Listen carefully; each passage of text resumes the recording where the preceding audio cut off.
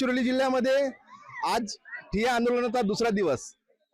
प्रत्येक कुटुंब आपल्या लहानच्या मुलाबाळाला घेऊन इथे आलेला आहे। एवढंच नव्हे तर या ठिकाणी म्हातारे असतील, जवान असतील, बाल्यावस्थेतील असतील, हे पण या ठिकाणी तुम्हाला पाहायला भेटतात। कालचा पूर्ण दिवस या ठिकाणी गेला। प्रशासनाने काल दखल घेतली आणि काही हरकती आहेत का या संदर्भात प्रभारी जिल्हाधिकारी यांना मागणी दिली होती की हरकती असेल तर सांगा, मात्र त्या हरकती नसल्याने आणि जी माहिती ते झुंगारून लावल्यामुळे यांचं ठिय्या आंदोलन या ठिकाणी आज दुसऱ्या दिवशी जैसे ते आहे। आम्ही विठ्ठलपूर वरून कालपासून इथं येऊन आहोत। कशासाठी येऊन आहोत? उपास मार करून उन्हात तानात घाम गाडून इथं बसलो नाहोत। कशासाठी बसलो नाहोत? आमची जमीन इतकी सुंदर आहे।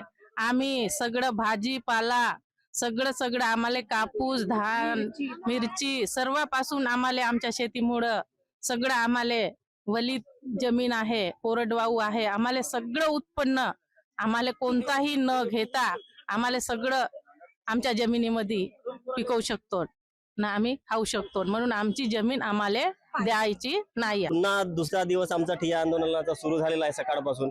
आज पुन्हा काही समाधानकारक उत्तर न मिळाल्यास प्रशासनाकडून आम्ही पुन्हा जेवढे दिवस आम्हाला मिळेल ठोस उत्तर मिळेल तोपर्यंत आम्ही आंदोलन करत राहू। एकही शेतकरी ही जागा सोडणार नाही आणि जमीन आम्ही कधीच देणार नाही।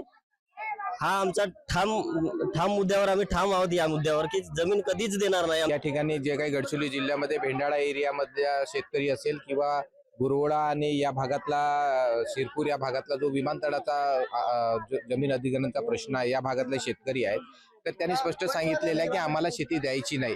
कारण या देशामधला जो काही अनुभव आपण पाहता, ज्या ज्या ठिकाणी शेतकऱ्याची जमीन अधिग्रहण करून काही उद्योग उभारण्यात आलेले आहेत, त्या ठिकाणचा उद्योग मोठा झालेला आहे, उद्योगपती श्रीमंत झालेला आहे, पण तिचा जो भूमी जो माणूस आहे, जो शेतकरी आहे, तो मात्र पूर्णपणे उद्ध्वस्त झालेला आहे। त्याच्या ही गोष्ट आज या देशातल्या आणि आमच्या जिल्ह्यातल्या शेतकऱ्याला समजली आहे। ओमप्रकाश चुनारकर, जय महाराष्ट्र न्यूज, गडचिरोली।